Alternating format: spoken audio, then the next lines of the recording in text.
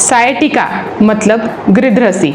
आयुर्वेद ने इसे गृध्रसी का नाम दिया है। ये एक वातज विकार है और आज देखेंगे कि ये डिसीज अभी इतना ज़्यादा क्यों बढ़ गया है, इसके कारण क्या है, लक्षण क्या है और इसकी आयुर्वेदिक ट्रीटमेंट हम अभी देखेंगे। सो वीडियो के एंड तक मेरे साथ बने रहे। चरक संहिता में आचार्य चरक ने 80 प्रकार के वातज विकार दिए हैं, उसमें से एक गृध्रसी है जिसे हम अभी सायटिका के नाम से पहचानते हैं। इसके कारण अभी हम देखेंगे।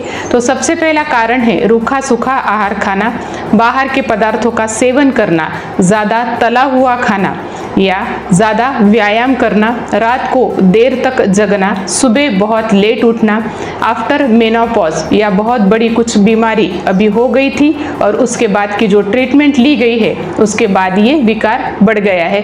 ऐसे बहुत सारे इसके कारण अभी हमें देखने को मिलते हैं और उसमें का जो मेन कारण है वो है लाइफस्टाइल डिसऑर्डर्स, मतलब हमारे खुद के लाइफस्टाइल की वजह से ही ये डिसीज अभी हमें ज़्यादा तौर पर दिखाई देना शुरू हो चुका है। अब देखेंगे हम इसके लक्षण। सबसे पहले कटी प्रदेश मतलब कमर का जो हिस्सा है वहाँ से ये एक पॉइंट के साथ ये पेन स्टार्ट होता है और धीरे धीरे रेफर होते हुए एक पैर के एक साइड से मतलब सामने के साइड से वो रेफर होते हुए थाई रीजन में, देन नी जॉइंट में और धीरे धीरे पैर के नीचे तक ये पेन आता है और फिर बाद में पेशेंट को चला नहीं जाता, ज़्यादा देर खड़ा होना उसको पॉसिबल नहीं होता, टिंगलिंग सेंसेशन रहता है, नीचे बैठना तो पॉसिबल ही नहीं होता और बहुत ही तीव्र स्वरूप की वेदनाएं रहती है।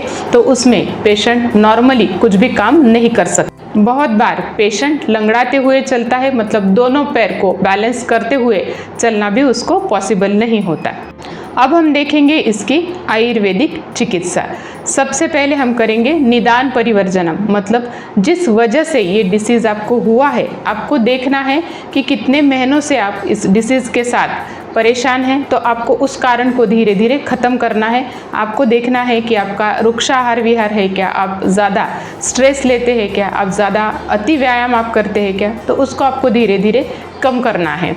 फिर हम देखेंगे कि आपका पेट जो है वो साफ़ होना चाहिए, मतलब आपको कॉन्स्टिपेशन की तकलीफ़ है या पेट साफ़ नहीं होता तो उसके लिए सबसे पहले आपको पाचक द्रव्य जो भी होंगे तो आपको उसका सेवन करना है। तो इसके लिए हम सजेस्ट करते हैं त्रिफला चूर्ण आप लेते हैं तो आपको उसके साथ बहुत ही अच्छा रिजल्ट आएगा। दीपन और पाचन करने वाले जो द्रव्य है, फॉर एग्जाम्पल उसमें हरड़ा आता है और सौंठ आती है, तो आप उसका पाउडर भी रात को सोते समय एक एक चम्मच ले सकते हैं या आपके सेहत के अनुसार आप उसको ले सकते हैं, मतलब आधा आधा चम्मच भी आप उसको कर सकते हैं। स्नेहन स्वेदन आपको करना है, मतलब जहाँ पे भी आपको तकलीफ़ है वहाँ पे आपको तिल के तेल का प्रयोग करना है, उसके साथ आपको हल्की सी मालिश और आपको स्टीम लेनी है। तो आप देखेंगे कि आपका वो जो वहाँ का दर्द है वो धीरे धीरे कम होना उसकी शुरुआत हो चुकी है। और आपको साथ साथ कटिबस्ती आप करते हैं या जानुबस्ती आप करते हैं तो आपको इसके बहुत ही अच्छे परिणाम आएंगे। साथ साथ आपको सुबह और शाम 2-2 चम्मच गाय के घी का सेवन करना है। इससे भी आपकी जो मसल्स है, जो जॉइंट्स है, उसमें की जो रुक्षता है वो ख़त्म हो जाएगी और स्निग्धता बढ़ जाएगी और उसके कारण फिर से जॉइंट्स जो है वो अपने आप धीरे धीरे पहले के जैसा काम करना शुरू कर देंगे। तो इन सभी उपायों को आप करके देखिए, आप धीरे धीरे देखेंगे कि आप पहले के जैसा फिर से चल फिर पा रहे हैं और पहले के जैसा काम कर पा रहे हैं।